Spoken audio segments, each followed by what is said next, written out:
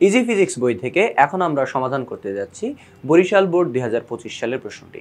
তোমরা যারা এখনো ইজি ফিজিক্স বইটি সংগ্রহ করনি দ্রুত সংগ্রহ করে নাও। তো চলো আমরা প্রশ্নে চলে আসি। তো প্রথমেই আমরা ক এবং খ নম্বর প্রশ্নটা হচ্ছে সমাধান করব, এরপর হচ্ছে গিয়ে আমরা পর্যায়ক্রমে গ এবং ঘতে চলে যাব। এখানে প্রথম প্রশ্ন কতে জিজ্ঞেস করা আছে যে দর্পণ কাকে বলে, দর্পণ কাকে বলে। তো দেখো, যে মসৃণ তলে আলোর নিয়মিত প্রতিফলন হয় তাকে দর্পণ বলে। আরেকবার রিপিট করতেছি, যে মসৃণ তলে আলোর নিয়মিত প্রতিফলন হয় তাকে দর্পণ বলে। দ্বিতীয় প্রশ্ন, যে রৌদ্রোজ্জ্বল দুপুরে রংধনু দেখা যায় না কেন, রংধনু দেখা যায় না কেন। তো এখানে হচ্ছে দেখো যে রংধনু তৈরি হতে হলে বাতাসে জলীয় বাষ্প বা জলকণা থাকতে হয়। যেগুলোর ভিতর দিয়ে সূর্যের আলো প্রবেশ করে পূর্ণ অভ্যন্তরীণ প্রতিফলনের মাধ্যমে রংধনু তৈরি করে। কিন্তু রৌদ্রোজ্জ্বল দুপুরে আকাশ পরিষ্কার এবং শুকনো থাকে, ফলে রংধনু দেখা যায় না। এবং অপর শর্ত মতে, আরেকটা শর্ত মতে, যে আলোকরশ্মি ক্রান্তিকোণের থেকে বড় কোণে আপতিত হতে হয়। দুপুরে সূর্য ঠিক মাথার উপরে অবস্থান করায় আলোকরশ্মি ক্রান্তিকোণের চেয়ে বড় কোণে আপতিত হতে পারে না, ফলে বলা যায় রৌদ্রোজ্জ্বল দুপুরে রংধনু দেখা যায় না।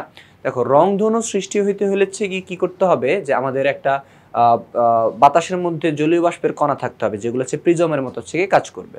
তো রৌদ্রোজ্জ্বল দুপুরবেলায় টেম্পারেচার বেশি থাকার কারণে হচ্ছে গিয়ে যে পানিগুলো এভাপোরেট, বাষ্পায়িত হয়ে যায়, যার কারণ হচ্ছে গিয়ে রংধনু দেখা যায় না। এইটা একটা কারণ। আর আরেকটা কারণ আছে, সেটা হচ্ছে গিয়ে যে আমাদের কি করতে হবে, যে পূর্ণ অভ্যন্তরীণ হচ্ছে গিয়ে প্রতিফলন কারণ হচ্ছে গিয়ে এটা হবে।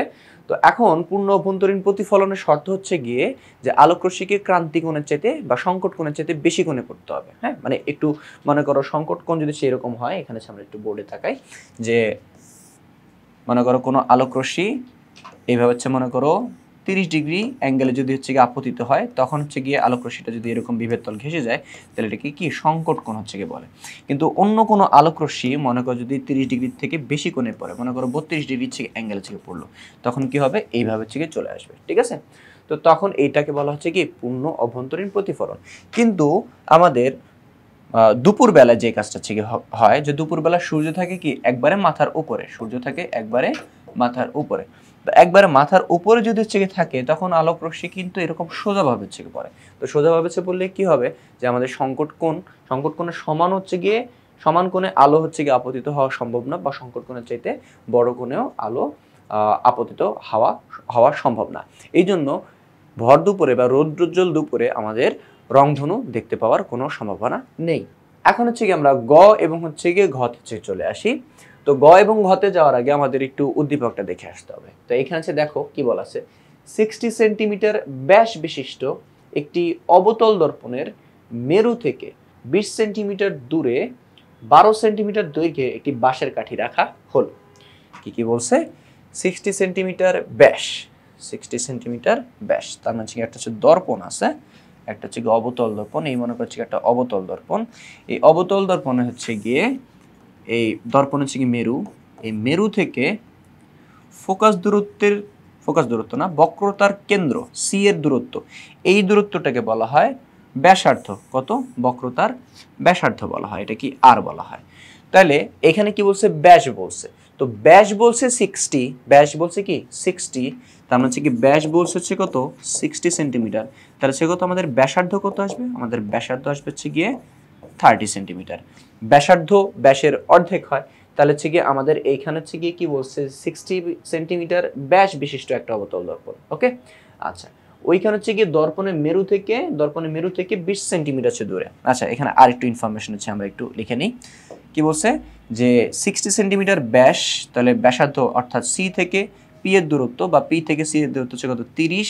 আবার আমরা জানি যে সি আর পি এর এক্স্যাক্টলি মাঝখানে থাকে হচ্ছে কি ফোকাস বিন্দু। হ্যাঁ, এবং পি থেকে ফোকাস বিন্দুর দূরত্ব অর্থাৎ ফোকাস দূরত্ব সেটা কি হয়, বক্রতার ব্যাসার্ধের এই আর এর এক্স্যাক্টলি অর্ধেক হয়ে থাকে। এক্স্যাক্টলি কত, অর্ধেক হয়ে থাকবে, অর্থাৎ এটা হচ্ছে কত 15 সেন্টিমিটার হবে। ব্যাস হচ্ছে গিয়ে 60, তাহলে আর হচ্ছে গিয়ে অর্ধেক কত 30, তাহলে এটা হচ্ছে কত আসবে 15 সেন্টিমিটার। ওকে, এখন হচ্ছে গিয়ে কি বলছে, যে একটা বস্তুকে 20 সেন্টিমিটার দূরে একটা বস্তু রাখা হয়েছে, 20 সেন্টিমিটার দূরে। তাহলে এখান থেকে একটু যদি 15 হয়, তাহলে 20 সেন্টিমিটার নিশ্চয়ই তার একটু এই পাশে আসবে, তার মানে এই জায়গা হচ্ছে গিয়ে একটা বাঁশের কাঠি রাখা হয়েছে 20 সেন্টিমিটার দূরে। তাহলে হচ্ছে কি আমাদের বস্তুর দূরত্ব অর্থাৎ এখান থেকে এই দূরত্ব হচ্ছে কত 20 সেন্টিমিটার 20 সেন্টিমিটার এবং সেই বাঁশের কাঠির দৈর্ঘ্য হচ্ছে কত বাঁশের কাঠির দৈর্ঘ্য হচ্ছে কত 12 সেন্টিমিটার হ্যাঁ 12 সেন্টিমিটার অর্থাৎ লম্বায় হচ্ছে গিয়ে 12 সেন্টিমিটার লম্বায় বা উচ্চতা হচ্ছে গিয়ে 12 সেন্টিমিটার। তাহলে হচ্ছে কি আমরা এই লম্বা লম্বি এটাকে লাল কালি দিয়ে দেখাই এইটুকু হচ্ছে কত 12 সেন্টিমিটার। তাহলে বেশ কিছু ইনফরমেশন এখানে বলে দিছে আর এর ভ্যালু বলে দিছে তারপর হচ্ছে গিয়ে ফোকাস দূরত্বের হচ্ছে গিয়ে ভ্যালু এফ এর ভ্যালু বলে দিছে বস্তু কত দূরত্বে আছে এটা ইউ এর ভ্যালু এগুলো সব কিছু কিন্তু বলে দিছে আমাদের। এটা হচ্ছে কত ইউ এর ভ্যালু এটা হচ্ছে গিয়ে বস্তুর দৈর্ঘ্য হ্যাঁ বস্তুর দৈর্ঘ্য বা বস্তুর উচ্চতা এল এর ভ্যালু বলে দিছে আমাদের হচ্ছে গিয়ে আর বলে দিছে আর থেকে হচ্ছে কত আমরা ফোকাস দূরত্ব ছোট হাতের এফ এর ভ্যালু এগুলো সব পেয়ে গেছি। এখন হচ্ছে গিয়ে আমরা চেক কোশ্চেন দেখাই এখানে কি বলছে বাঁশের কাঠির বিম্বের দৈর্ঘ্য নির্ণয় করো অর্থাৎ যে প্রতিবিম্বটা তৈরি হবে আমরা দর্পণের সামনে যখন বস্তুটাকে রাখবো এটা তো নিশ্চয়ই একটা প্রতিবিম্ব তৈরি করবে এই পাশে হোক ওই পাশে হোক একটা প্রতিবিম্ব তৈরি করবে তাহলে ওই প্রতিবিম্বের দৈর্ঘ্যটা হচ্ছে কত প্রতিবিম্বের দৈর্ঘ্যটা হচ্ছে গিয়ে কত। তো এখন হচ্ছে কি তোমরা হচ্ছে জানো যে আমাদের প্রতিবিম্ব দৈর্ঘ্য বের করতে যদি হচ্ছে হয় তাহলে আমাদের এই সূত্রটা ইউজ করতে হয় যে বিবর্ধন M is equal to L prime by L L প্রাইমটা হচ্ছে গিয়ে এখানে প্রতিবিম্বের দৈর্ঘ্য এল হচ্ছে গিয়ে এখানে বস্তুর দৈর্ঘ্য আর এম কি বিবর্ধন।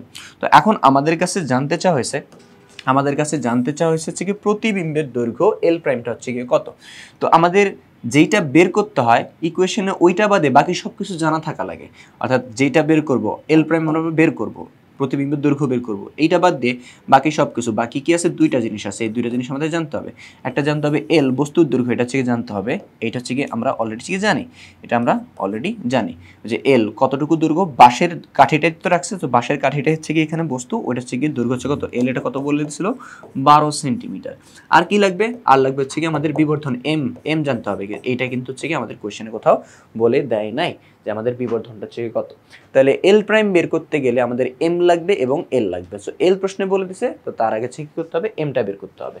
এখন এম কিভাবে বের করা যায় দেখো এম বা বিবর্ধন বের করার আরো একটা সূত্র আছে সেটা হচ্ছে গিয়ে যে মডুলাস ভি বাই ইউ তোমরা এই সূত্রটাও ইউজ করতে পারো অথবা মাইনাস ভি বাই ইউ এই সূত্রটাও ইউজ করতে পারো ওকে।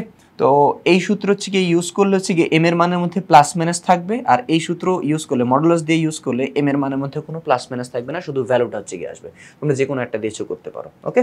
তো আমরা এইটা দিয়ে করব এইটা দিয়ে সেফ হ্যাঁ কেননা হচ্ছে গিয়ে প্লাস মাইনাস অনেক হচ্ছে গিয়ে ভুল করে মডুলাস দিয়ে দিলে তোমার প্লাস মাইনাসের অত চিন্তা ভাবনা করতে হবে না। তো এখন হচ্ছে আমাদের কি জিজ্ঞেস করছিল আমাদের জিজ্ঞেস করছে হচ্ছে গিয়ে বাঁশের কাঠির বিম্বের দৈর্ঘ্য বের করতে।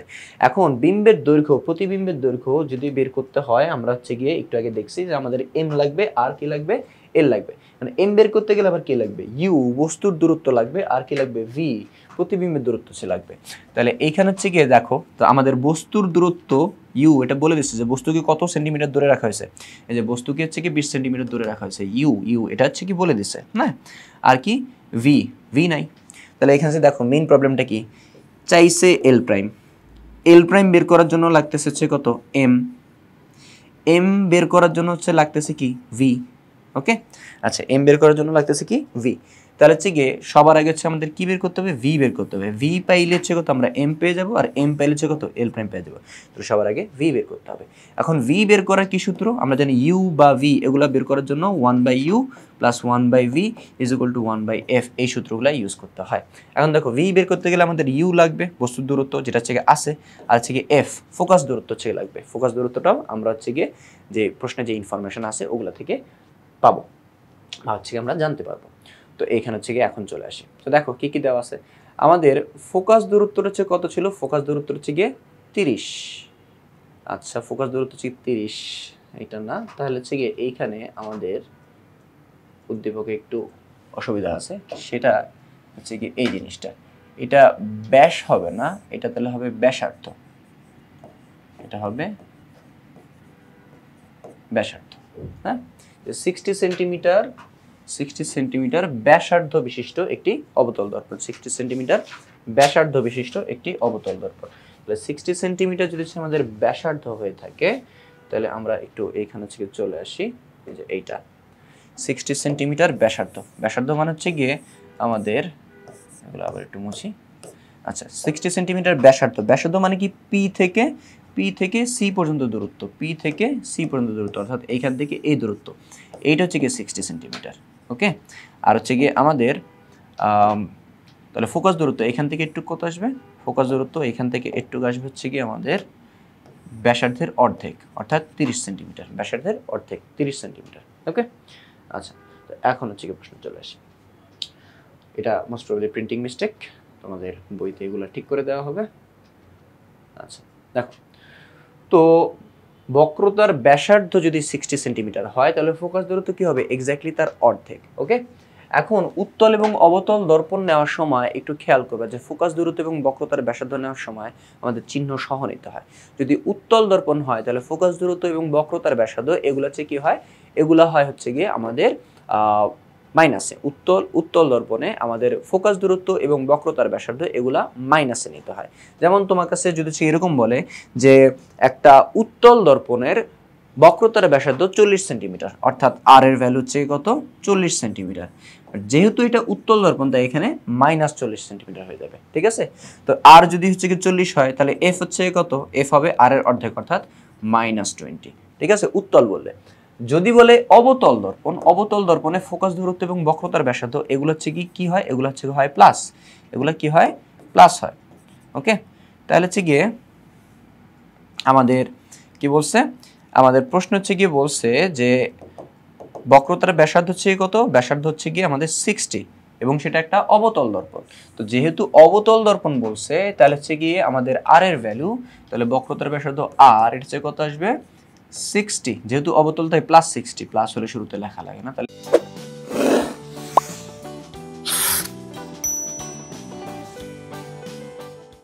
আর যদি হয় +60 তাহলে এফ হবে কত, এফ হবে আর এর অর্ধেক, আর এর অর্ধেক। তাহলে +60/2 কত আসে, 30, +30। তাহলে ফোকাস দূরত্ব হচ্ছে কত, 30 সেন্টিমিটার। বস্তুকে কত দূরত্বে রাখা হয়েছে, বস্তুকে রাখা হয়েছে কত, 20 সেন্টিমিটার দূরত্বে। ওকে, তাহলে বস্তুর দূরত্ব বা বস্তুর অবস্থান হচ্ছে কত, ইউ 20 সেন্টিমিটার।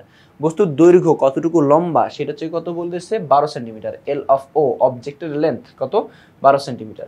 চাইছে কি বিম্বের দৈর্ঘ্য, বিম্বের দৈর্ঘ্য হচ্ছে কি এল প্রাইম ইউজ করতে পারো, এখানে এল ও এল আই এটা দিয়ে ইউজ করতে পারো। যে বিম্বের দৈর্ঘ্য কি, এল মানে কি লেন্থ, আই মানে কি ইমেজ, এল অফ আই, ঠিক আছে, ইমেজের লেন্থ এটা বের করতে হবে। তাহলে আমরা দেখছিলাম যে প্রথমে হচ্ছে কি আমাদের বিম্বের দৈর্ঘ্য বের করতে গেলে আমাদের বিবর্ধন লাগবে, কিন্তু বিবর্ধনের আগে আমাদের প্রতিবিম্বের দূরত্ব ভি বের করে নিতে হবে।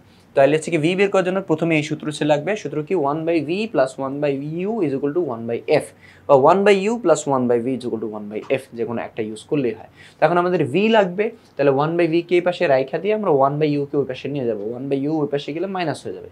তো এখন হচ্ছে কি 1/f, f এর মান হচ্ছে কত, 30, এর হচ্ছে কি মাইনাস, ক্যালকুলেশন করার যে মাইনাসটা হচ্ছে কি আছে সেটা 1/u, u এর মান হচ্ছে কত, 30। এটা ক্যালকুলেটর হিসাব করবে, দেখো -1/60 চলে আসে। তো এখন হচ্ছে কি এটা কিসের মান ছিল, এটা কিন্তু 1/v এর মান ছিল, এটা কি ছিল, 1/v এর মান। তাহলে v করতে হলে বা v এর মান পাইতে হলে এটাকে উল্টা দিতে হবে, v উপরে 1 নিচে, 1 নিচে লেখা লাগে না, 60 উপরে -1 নিচে, ওকে, 1 লেখা লাগে না, সে মাইনাসটা চলে আসবে। তাহলে v হচ্ছে কত, -60 সেন্টিমিটার, মাত্র কত, -60 সেন্টিমিটার। এখন আমরা যদি m বের করতে যাই, m এর বলছিলাম দুইটা সূত্র আছে, একটা হচ্ছে গিয়ে কত, m = -v/u, এটা একটা, আরেকটা হচ্ছে গিয়ে m = মডুলাস v/u। ওকে, যে কোনো একটা ইউজ করলে হচ্ছে গিয়ে হয়। তো হচ্ছে গিয়ে এইখানে হচ্ছে কত, এই সূত্রটা ইউজ করা হয়েছে, তো এই -v/u, এই মাইনাস, এটা সূত্রের মাইনাস, যে এই মাইনাসটা v এর মান কত, -60, এই যে -60 ডিভাইড বাই কত, u কত, 20। এই মাইনাসে মাইনাসে কত হয়ে গেছে, প্লাস, তো +60 ডিভাইড বাই 20 কত আসে, 3, কত আসে, 3। এইখানে হচ্ছে গিয়ে আমাদের কি বলে, বিবর্ধনের কোনো একক হয় না, বিবর্ধনের কোনো একক হয় না, তাই এখানে সেন্টিমিটার হবে না। ঠিক আছে, m কত আসবে, জাস্ট 3 আসবে। ওকে, তাহলে এখন m পেয়ে গেছি। এখন m পাওয়া হয়ে গেলে এখন হচ্ছে কি করতে হবে, আমাদের প্রতিবিম্বের দৈর্ঘ্যটা হচ্ছে বের করে নিতে হবে। এখন প্রতিবিম্বের দৈর্ঘ্যের হচ্ছে কি সূত্র আছে, তোমরা হচ্ছে সবাই নিশ্চয়ই জানো। প্রতিবিম্বের দৈর্ঘ্যের সূত্রটা হচ্ছে গিয়ে তোমরা হচ্ছে জানো, সেটা হচ্ছে কিরকম, যে m = কত, l'/l। তো এখানে l' আর l ইউজ করা হয়নি, এখানে ইউজ করা হচ্ছে গিয়ে l অফ o আর l অফ i। তাহলে হচ্ছে গিয়ে এখানে কত আসবে, li divided by lo, li divide by lo, so li divide by lo, অর্থাৎ প্রতিবিম্বের দৈর্ঘ্য ডিভাইড বাই বস্তুর দৈর্ঘ্য। ওকে, তো এখানে দেখো সেম জিনিস এম ইজ ইকুয়াল কত L I divide by L ও প্রতিবিম্বের দৈর্ঘ্য ডিভাইড বাই বস্তুর দৈর্ঘ্য। তো আমাদের প্রতিবিম্বের দৈর্ঘ্য লাগবে, তাহলে এল ও কে পাশে পাঠিয়ে দিব। সো এম ইন্টু এল ও, এম এর মান হচ্ছে কত 3, এল ও অর্থাৎ বস্তুর দৈর্ঘ্য এটা হচ্ছে কত 12 সেন্টিমিটার, তাহলে হচ্ছে কত আসছে 3 ইন্টু 12 কত আসে 36 সেন্টিমিটার। অর্থাৎ আমাদের বাঁশের কাঠির যে প্রতিবিম্বটা তৈরি হবে সেই প্রতিবিম্বের দৈর্ঘ্য হচ্ছে গিয়ে 36 সেন্টিমিটার। আমাদের বাঁশের কাঠিটা ছিল 12 সেন্টিমিটার, কিন্তু এর প্রতিবিম্বটা তৈরি হবে 36 সেন্টিমিটার লম্বা। ওকে, তো এই ছিল হচ্ছে আমাদের গ নম্বর প্রশ্ন। এখন হচ্ছে ঘতে কি জিজ্ঞেস করছে এইটা একটু দেখে আসি। কাঠিটি দর্পণের কোন অবস্থানে স্থাপন করলে বিম্বের দৈর্ঘ্যের কোনো পরিবর্তন হবে না, বিম্ব বা প্রতিবিম্বের দৈর্ঘ্যের কোনো পরিবর্তন হবে না। তো এখন হচ্ছে গিয়ে যে দেখো যে প্রতিবিম্বের দৈর্ঘ্যের যদি পরিবর্তন না হয় তার মানে কি, এর মানে হচ্ছে গিয়ে বস্তু যতটুকু দৈর্ঘ্যের হবে প্রতিবিম্ব এক্স্যাক্টলি অতটুকু দৈর্ঘ্যের তৈরি হবে। তাহলে আমাদের বস্তুর দৈর্ঘ্য এটাকে এল ও ধরলাম, ঠিক আছে, বস্তুর দৈর্ঘ্য মনে করো লেটস সে 15 সেন্টিমিটার। এখন আমাদের ইমেজ প্রতিবিম্বের দৈর্ঘ্য এইটাও 15 সেন্টিমিটার। কিভাবে দেখো, সো এম যদি না হয়, যদি প্রতিবিম্বের দৈর্ঘ্যের কোনো পরিবর্তন না হয় তাহলে কি দুটো সমান হইতে হবে। এখন দুইটা যদি সমান হয়ে যায় তাহলে আমাদের বিবর্ধনটা কীরকম হয় দেখো তো, বিবর্ধনটা হচ্ছে গিয়ে প্রতিবিম্বের দৈর্ঘ্য ডিভাইড বাই কি বস্তুর দৈর্ঘ্য হচ্ছে কত 15/15 কত আসে 1 আসে। অর্থাৎ প্রতিবিম্বের দৈর্ঘ্যের কোনো পরিবর্তন যদি না হয় তাহলে আমাদের বিবর্ধনের মান কত হইতে হবে, বিবর্ধনের মান হইতে হবে 1।